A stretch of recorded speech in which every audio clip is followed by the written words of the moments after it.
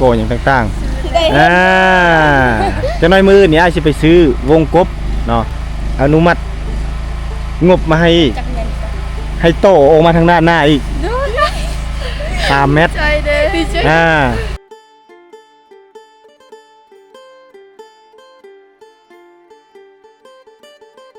เป็นจะได้3 สาวคนมืดมือเลยนะวันนี้เนาะในช่วงเที่ยงมาหาช่วงแรงพี่น้องฝนตกก็เฮาก็หยุดเนาะฝนหยุดตกก็เฮาก็เฮ็ดโตเนื่องจากว่ามันพอกระเทินก็เลยมื้อนี้สาวๆก็เฮ็ดได้สำเร็จเลยเนาะรวมกับทีมงานสร้างเฮาสามัคคีกันเนาะเพราะว่าพอเฒ่าเพิ่นกับโชเฟอร์นี่ก็ถือว่าเกิดอุบัติเหตุมันนี่เกือบเพิ่นก็ได้เนาะเพิ่นเขาสิว่าแล้วก็หิวข้าวแห้งเนาะกับบวกกับเพิ่นเป็นผู้เฒ่าแน่แล้วก็รถไถก็จะขับยากเนาะผู้เฒ่าก็เฮ็ดบ่ได้พักเลยได้ผู้เฒ่าอะไรเอาคักเอาเทเอาว่าได้เราได้ปรับดินเนี่ยบ่เราปรับนะมั่นบ่ดุเนาะผู้เฒ่าเนาะเพิ่นก็อยากได้รถจักรเพิ่นว่าเพิ่นเลยมารับจ้างนำเพิ่นว่า พอได้หาเงินตื้มกันเราก็ได้เราก็อาศัยอยู่กับ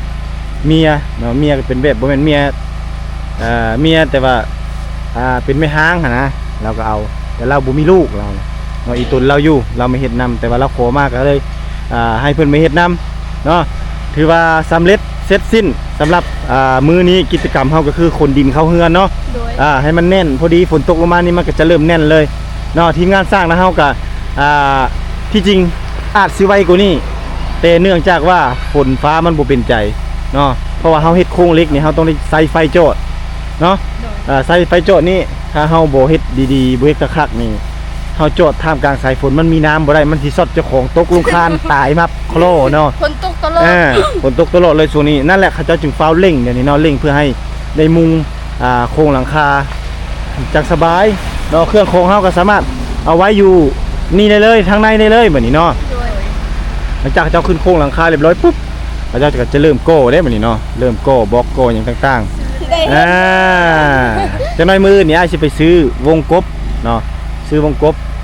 ก็คือบอลที่จะมาซิมาโก้อันเด้โก้แล้วก็ต้องใส่เทคานก็ใส่วงกบเนี่ยแล้วก็โก้ขึ้นไปอีกแล้วก็เทคานทับทางเทิงอีกเนาะน้องแค่คิดด้านในทั่วนี่แคทๆก่อนบ่ได้โอ้ยคอยเบิ่งนี่ก็ยังสุดยอดแล้วนี่พองามแต่ว่ามีข่าวดีสิมาบอกอีกมื้อนี้เนาะสำหรับคลิปวิดีโอนี้มีข่าวดีสิมีมาบอกอีกสำหรับเฮือนท่านเจ้าเดี๋ยวนี้งามบ่งามเนาะขนาดยังบ่ทันเลี้ยวก็ยังว่างามเลยเนาะเอาลองปิ่นมาข้างนี้นี่มีทางนี้เด้อเบิ่งกันดีใจแล้วบ่ปิ่นมาบัดนี้ปิ่นกลับมาพอดีหลวงตาจิ๋วเนาะเพิ่นอนุมัติงบมาให้โตออกมาทางด้านหน้าอีก3 เมตรใจเด้ดีใจเนาะงบตัวนี้บ่ธรรมดาเด้เนาะงบโตออกมานี่เนาะมันสิตกอยู่30,000ก็ออกมาทางด้านหน้านี่30,000เนาะ30,000 บาทประมาณ16 ล้านปลายคิดเบิ่งโตออกมาทางหน้าซื่อได้นี่เนาะก็ใส่โครงเล็กโครงหยังคือเก่าเนาะแผ่นอลูซิงคือเก่านี่แหละคือเก่าเลยคือเก่าเลยดีใจบ่ลงตาเพิ่นให้แต่ซ้ำนี้ก็ยังใจซ้ำนี้ใจหลายเด้อแต่ซ้ำนี้ก็ยังดีใจแล้วแม่นบ่อันนี้โตให้อีกเนาะคันโตออกมาอีก3 เมตรนี่แฮงกว้างแฮงงามเด่นเลยซ้ำนี้น้องก็ดีใจแฮงแล้วแต่ซ้ำนี้แฮงดีใจกว่าดีใจแฮงลงตาแฮงเพิ่นโตเติมให้แฮงดีใจหลายเนาะบ่ฮู้แนวสิเว้าเลยว่าซั่นซะประทับใจแฮงแต่ก็ต้องได้คนคือเก่าอีกเด้2 ห้องทางด้านหน้าคนดินใส่คนไวเนาะ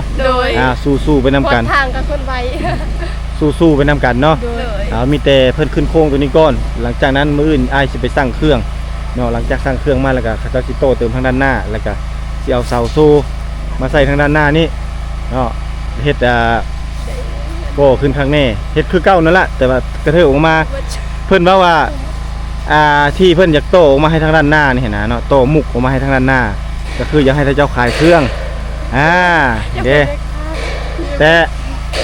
ประตูม้วนนี่สิใส่ทางด้านในนี่คือเก่าบ่อนนั่นแหละบ่อนทำอิฐเลยนี่ทางหน้านี่ทางด้านในแต่ว่าเฮาจะโตมุงเพื่อ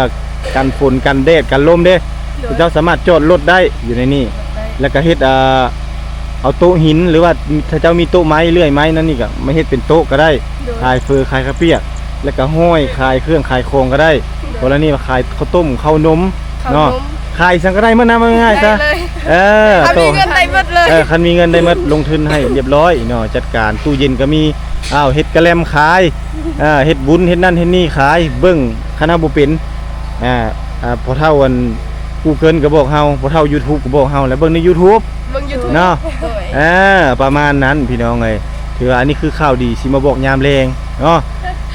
มาบอก3-3 เศร้าย าม เมื่อยเลย ถ้าเมื่อยบ่ โดย เนาะ มีเติมอีกแล้ว อาจจะดีใจนำท่าเจ้านั่นแหละสิถ้าคนเฮาเฮ็ดดีเนาะคิดดีทำดีเนาะฟังความก็ได้ดีเนาะเชื่อฟังความหมายได้ดีทุกคน ได้ดีทุก นะ คน นั่นแหละอ้ายจึงบอกว่าให้เชื่อฟังเนาะวันนี้ก็โอ้อ้ายนี่คิดเบิ่งสภาพแล้วถือว่าสุดยอดเลย สุดยอดเลย คนนาคนเฮ็ดเก่งแฮง เก่งบ่ เลยโดย นี่เห็นบ่สร้างอ้ายที่อ้ายเอามา ไวทั้งงาม ต้องเอาอ้ายเอาสร้างที่ชำนาญงานเนาะ1เน้นคุณภาพ2ความไวเนาะ โดย ความไวกับไวเนาะคุณภาพก็ดีเนาะเบิ่งเขาเจ้าเฮ็ดเทคานนั่นนี่อ้ายคิดเบิ่งแหละเห็นบ่อ้ายจึงมั่นใจเชื่อใจ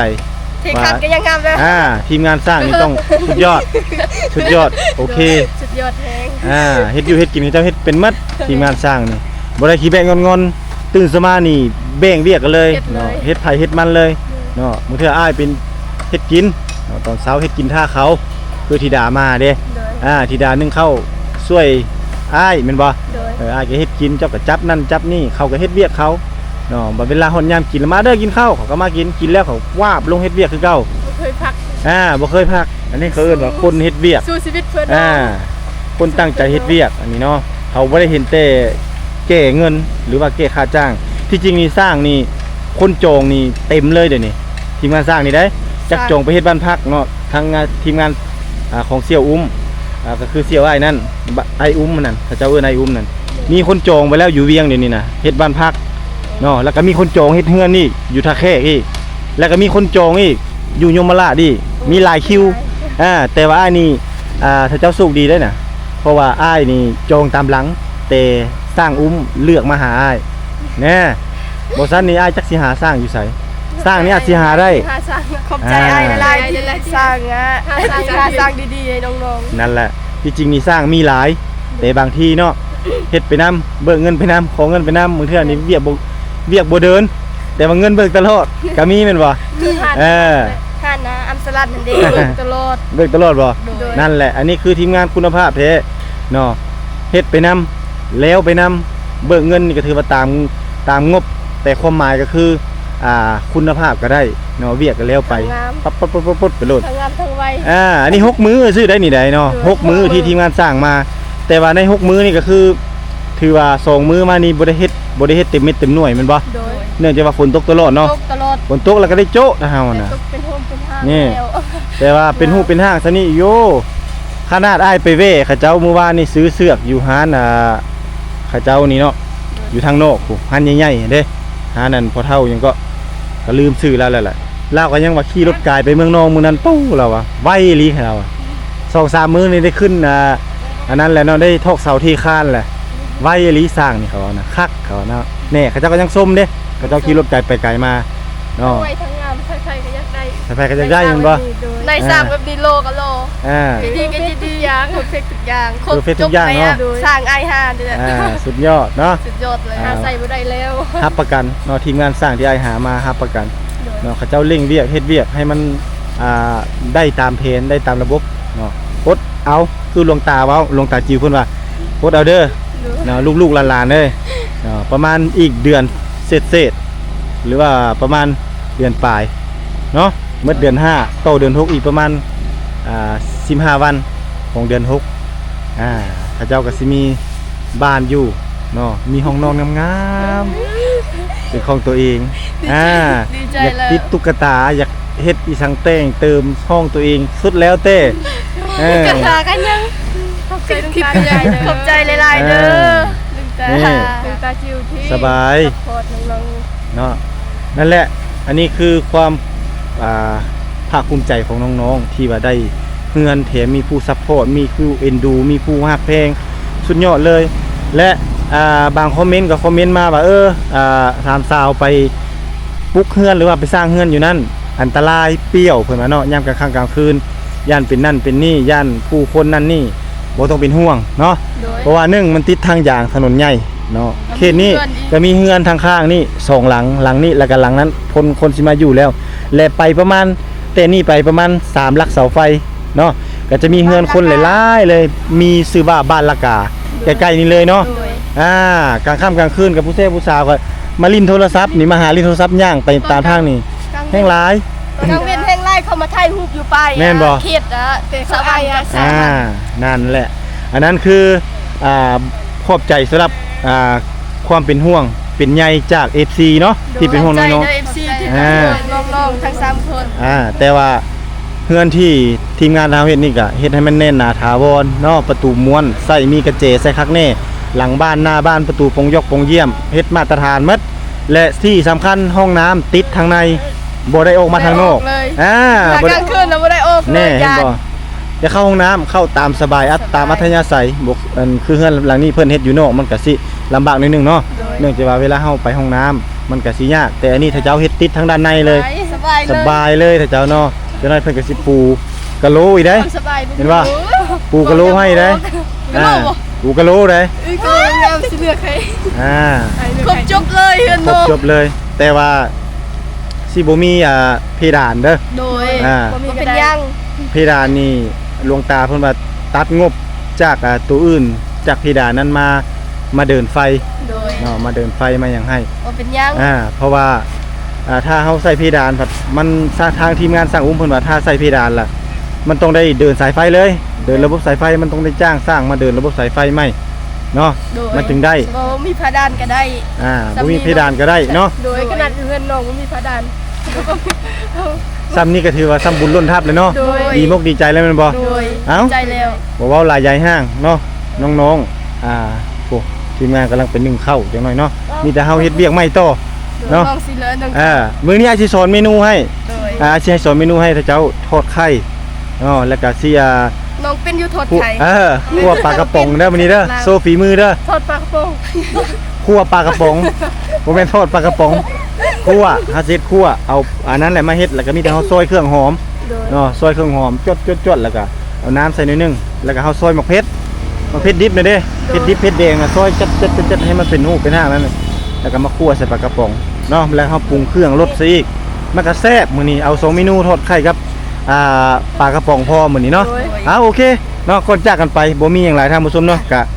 ฝากท่านผู้ชมไปติดตามคลิปวิดีโอหรือว่าตามใน EP ต่อไปว่าอัปเดตบ้านของน้องๆว่าแต่ในแต่ละ EP ในแต่ละมื้อจะไปฮอดไสบ่ตุกจะมาถ่ายคลิปวิดีโอให้นับตั้งแต่มื้อเริ่มสร้างก่อสร้างจนฮอดมื้อที่น้องสาวเนาะแล้วก็ครอบครัวของเพิ่นเว้าขออนุญาตนำล้างตีนขึ้นอยู่เลยเนาะเอางามๆเลยเนาะจนฮอดมื้อนั้นเลยเดี๋ยวสิอัปเดตตั้งแต่มื้อนี้เป็นต้นไปเลยจนฮอดมื้อนั้นเลยเอาก่อนจากกันไปอยากให้สามสาวมีหยังอยากบอกหลวงตาจิ๋วที่เพิ่นนี่ได้ต่อกระเทิบออกมาทางด้านหน้า หรือว่าต่อมุกมาทางด้านหน้าอีกจาก7คูณ9ให้เป็น7คูณ12เหมือนนี้เนาะเอานี่หยังอยากบอกหลวงตาบอกเลย เอาดังๆ ขอบคุณลุงตาจิวลายเด้อที่ช่วยซัพพอร์ตลูกหลานทั้ง3คนที่คำพาพงมีไผบ่ได้ไผมีไผเอ็นดูไผเอ็นดู อย่างนี้ ขอให้ลุงตาจิวสุขภาพแข็งแรงในศีลในธรรมสุขภาพ เอาไหม แข็งแรงจักหน่อย ขอให้ลุงตาจิวเจริญในศีลในธรรมสุขภาพแข็งแรงเข้มแข็งจะปราศจากโรคภัยไข้เจ็บสาธุ วันนี้ก็ถือว่าตื่นเต้นแห้งเหมือนกัน เต้น จ้ะ เพลงแล้ว เว้าอาจจะติดจะคัดเนาะมีสะดุดแน่แต่สิ่งที่น้องๆทั้ง3คนหรือว่าลูกหลานทั้ง3คนเว้าออกมานั้นก็คือออกมาจากใจล้วนๆจากความจริงใจจากความจริงใจล้วนๆทั้ง3คนเลย และก็หวังว่าถ้าเฮือนสำเร็จมื้อใดเนาะถ้ามีโอกาสทั้ง3สาวนี้เนาะถ้าหลวงตาจิ๋วเพิ่นเดินทางมาบ่าวตุกจะพาทั้ง3สาวนี้ไปกราบเท้าหลวงตาจิ๋วงามๆเลยเนาะไปขอบบุญขอบคุณเพิ่นแต่ถ้าสมมุติว่าเพิ่นบ่ได้เดินทางมาเนาะน้องๆทั้ง3คนนี่ก็จะพร้อมกับบ่าวตุกนี่เนาะก็พร้อมที่จะเดินทางไปกราบเพิ่นถึงประเทศไทยเลยเพราะว่าเพิ่นนี่พำนักอยู่ หรือว่าเพิ่นอยู่ที่สหรัฐอเมริกาเนาะแต่ว่าเพิ่นนี่สิเดินทางมาเนาะเมืองไทยหรือว่าประเทศไทยเนาะเพิ่นก็อยากเห็นสามสาวอยากเห็นบ้านที่เพิ่นสร้างเนาะเพิ่นบางทีเพิ่นก็อาจจะเดินทางมาบางทีเพิ่นบ่ได้มาเฮาก็ไปหาเพิ่นเดินทางไปกราบเท้าเพิ่นอยู่ฝั่งไทยเลยเนาะอย่ากลับอยากเห็นหน้าบ่อยากเห็นหน้าลุงตาบ่เห็นหน้าอ้าวฝากเห็นนะลุงตาจิวลุงตาจิวใจดีบ่ใจดีแฮงเนาะใจดีนั่นแหละคนบ่ได้เคยเห็นหน้าเห็นตากันมีแต่เห็นแต่ผ่านกล้องผ่านโทรศัพท์ซื่อๆเพิ่นยังมีจิตใจเมตตาเนาะสร้างความหมายคือสร้างบุญใหญ่ได้นี่นะเขาเอิ้นว่าบุญใหญ่เด้เป็นพ่อของน้องเป็นปู่เป็นพ่อก็ว่าแม่นเนาะเห็นใจลูกหลานเพิ่นฮักเพิ่นเพลงสุดสิ่งสำคัญอย่าลืมพระคุณเพิ่นแท้ๆเลยเนาะบ่ว่าแต่นับตั้งแต่FC ทุกท่านเนาะผู้ใหญ่ใจบุญทุกท่านเนาะบ่ว่าจะเป็นอยู่อเมริกาอยู่เกาหลีอยู่ประเทศไทยเนาะแล้วก็อยู่หลายๆบ่หลายๆที่เพิ่นซัพพอร์ตมานั้นล้วนแล้วแต่เขาเจ้าเอ็นดูฮักเพลงถ้าน้องๆเนาะนับตั้งแต่เกือบคู่นึงเนาะรองเท้าคู่นึงหม้อถ้วยบ่วงจานซ้ำสูบมือเสื้อผ้าหน้าเพหมวกนั่นหมวกทุกสิ่งทุกอย่างไว้ให้ซะการ์ตูนนับกับบ่ได้เลยเนาะก็ล้วนแล้วแต่เพิ่นเอามาให้น้องๆจากใจด้วยความฮักความเอ็นดูเด็กบ่เคยคิดบ่เคยพันว่าสิมีคนมาให้ซัพพอร์ตแบบนี้สุดท้ายตอนนี้คิดว่าพันเลยคิดว่าพันบ่เป็นหยังมันเป็นธรรมของธรรมชาติเนาะเอาพบกันใหม่คลิปหน้าสำหรับคลิปนี้เฮาทั้ง3ไอ้น้อง4ไอ้น้องเฮาขอลาไปก่อนเนาะสบายดีบ๊ายบาย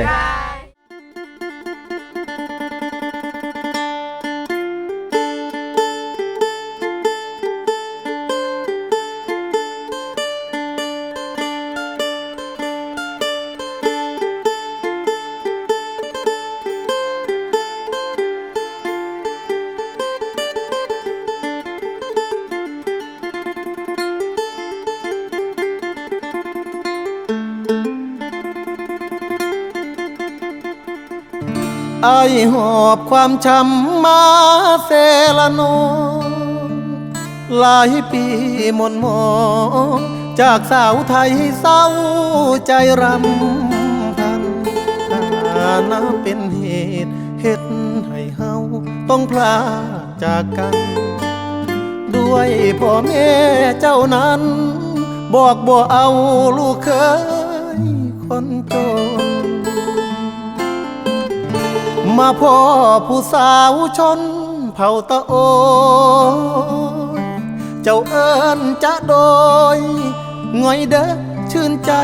เหลือล้นเธอชื่อธิดาสาวชนเผ่าตะโอยหน้ามนพอยิ้มจิ้มใจอ้ายล้นเหมือนนิมนต์มาจนละเมอ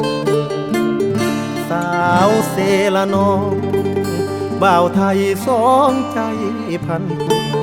ความเจ็บกลายเป็นความสุขหากันแต่วันแรกเจอสาวเผ่าตะโอยชื่อธิดาอ้ายหาเจ้าเด้อขอบใจหลายเด้อคนดีที่หาพักอายขอฝากชีวิตไว้เซละนองทุกความหม่นหมองฝากเธอช่วยเป็นยาใจขอบคุณความเจ็บที่นำพามาพบ3 ใบจากนี้ทั้งชีวิตอายมอบให้เจ้าสาวงามตะโอ